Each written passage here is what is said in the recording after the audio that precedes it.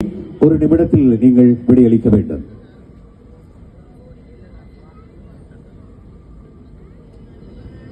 ஹுய்காய் இந்த வீதி இதிலிருந்து ஆரம்பித்து எங்கே முடிவடைகிறது?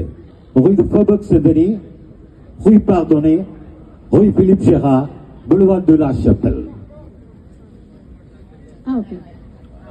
ஹுய்காய் இங்கிருந்து ஆரம்பித்து எந்த வீதியோடு முடிவடைகிறது? இரண்டு பதில்களை நீங்கலாமா? எடுத்து எடுப்பில்லையா? என்ன 5 கேள்விகள் இருக்கிறது. காசு முக்கியம் அண்ணா. Rue de Faubourg Saint-Denis, Rue Philippe Gérard, Rue Pardonnet, Boulevard de la Chapelle. ஏதோடு இந்த ஹுய்காய் நிறைவு பெறுகிறது. Rue Faubourg Saint-Denis. Rue de Faubourg Saint-Denis. யோசிக்கலாம், நேரம் இருக்கு. இல்ல, இரண்டு பதில நீக்கலாம். சரியா சொல்றீங்களா? 2 பதிலை நீக்கவா? நீக்கலாம். Stop. Rue Philippe Gérard, Boulevard de la Chapelle இரண்டையும் நீக்கி இருக்கிறோம். Boulevard de la Chapelle இரண்டையும் நீக்கி இருக்கிறோம். நீக்கி இருக்கீங்க, மன்னிக்கவும். ஹுய்காய் எங்கிருந்து ஆரம்பிக்கிறது? ஒன்று Rue de Faubourg Saint-Denis அல்லது Rue Pardonnet. Rue Faubourg Saint-Denis. Rue de Faubourg Saint-Denis. சரியான விடை. எங்களுடைய பாராட்டுகள். அதனை முதலே சொல்லியிருந்தீர்கள், பின்னேறி மாற்றி. இவரிடம் பிரான்சில் கோடைகால ஒலிம்பிக் போட்டிகள் நடைபெற்றன. பிரான்சில் எத்தனை ஆண்டுகளுக்கு பின்னர் பாரி 24 என்ற ஒலிம்பிக் போட்டிகள் நடைபெற்றது?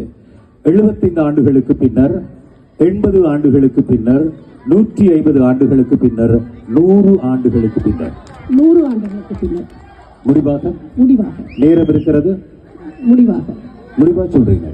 அப்போ கடைசியாக நடந்தது எப்ப நினைக்கிறீங்க? 1904 ஆண்டு. 1904 ஆண்டு நடந்தது. 1924 ஆண்டு. அப்போ முடிவாக கடைசி 100வது ஆண்டு. சரியான விடை. எங்களுடைய பாராட்டுகள். 3வது கேள்வி.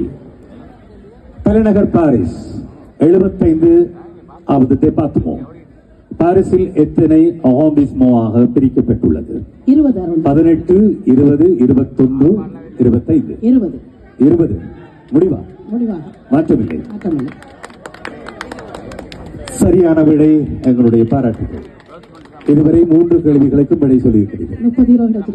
அரசியல் துறை பொறுப்பாளர் சுப தமிழ்ச்செல்வன் அவர்கள் 2007 ஆண்டு நவம்பர் மாதம் இலங்கை வான்படையின் தாக்குதலில் வீரச்சாவை தழுவினார். சுப தமிழ்ச்செல்வன் அவர்களுக்கு வழங்கப்பட்ட ராணுவ படிநிலை என்ன? லெப்டினன்ட் கேர்னல், பிரிகேடியர், அரசியல் துறை பொறுப்பாளர்? நிச்சயமாக பிரிகேடியர். முடிவா? நிச்சயமாக பிரிகேடியர். நிச்சயமாக. சரியான விடை. இதோடு 4வது கேள்விக்கும் விடையளித்திருக்கின்றீர்கள். கேள்வி. ஏறத்தாழ 97,000 அரிய வகை நூல்களை கொண்டு தென்கிழக்காசியாவின் மிகப்பெரிய நூலமாக திகழ்ந்த யாழ் நூலகம் எந்த ஆண்டு எரிக்கப்பட்டது? 5வது கேள்வி. 40 யூரோக்கள்.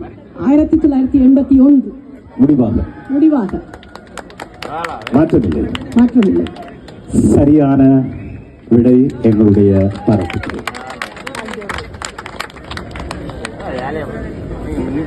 இலங்கை தமிழ் பழைய மாணவர் ஒன்றியம் பிரான்ஸ் வழங்குகின்ற சொல்லுங்கள் வெல்லுங்கள் 5 கேள்விகளுக்கும் சரியான விடை அளித்தமையினால்